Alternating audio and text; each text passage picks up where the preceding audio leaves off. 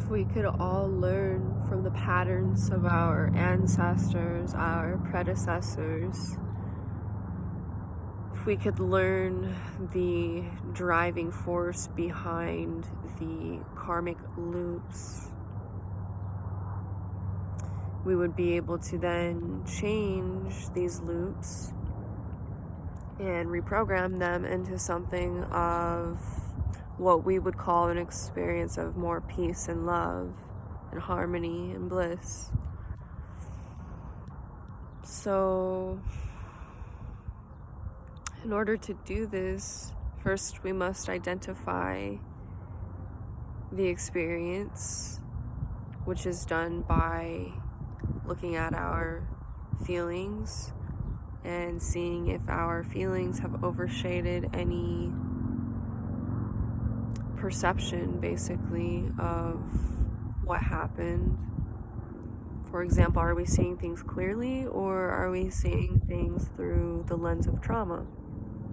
Which is because of the evolution and how this works up to this now point, we've been ingrained to hang on to the experiences that bring us pain because it's a survival mechanism up to this point.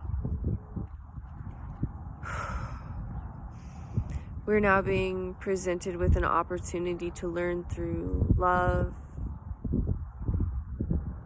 We no longer have to stay in these loops of toxicity, but only if we are willing to, and able to do the work, which means looking at our mistakes, looking at our wrongdoings, looking at how we treat other people. Something that I'm learning that I had no idea about up until recently is that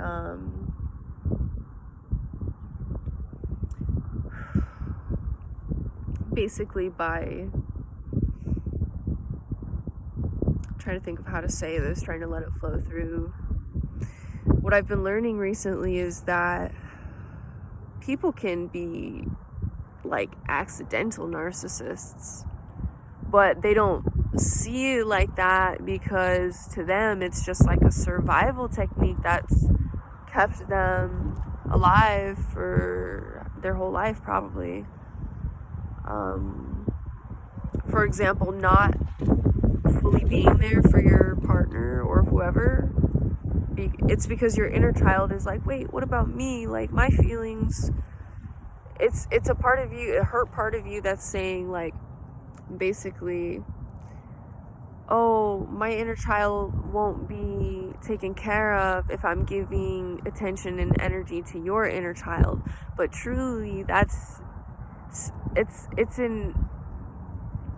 it's a little bit of an immature way to look at things, because once you're tapped into the source of love, like, there's enough love for everybody, including yourself, always. But this is where our boundaries come in, and where we have to dedicate a certain amount of time to ourselves so that we don't feel like we are being taken advantage of, or our self isn't living to its fullest potential.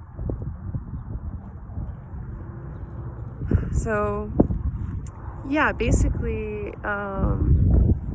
the only way that we're going to continue to thrive and do well is if we work together. And I know a lot of us wish to isolate right now, and because we think it's easier, but certain times it is. Like, certain times we do need our alone time to process and do whatever, but when we can all come together and do the work and sit with each other through our triggers and love each other through our darkness and continue to forgive each other and ourselves and continue to keep trying and keep going in life, like, keep moving forward. We all have to encourage each other in these times, and you know, I just want to remind everybody that you're here for a reason right now, and you can do this. You've got this, man. Like, the whole universe wishes to support you if you allow that to happen. If you allow the good things to come in, if you believe that you're worthy of a good life and good people and good experiences, and you're doing the work on yourself to clear out your toxic patterns, clear out your old belief systems. Like, life could be, you could be experiencing almost heaven on earth right now if you so choose.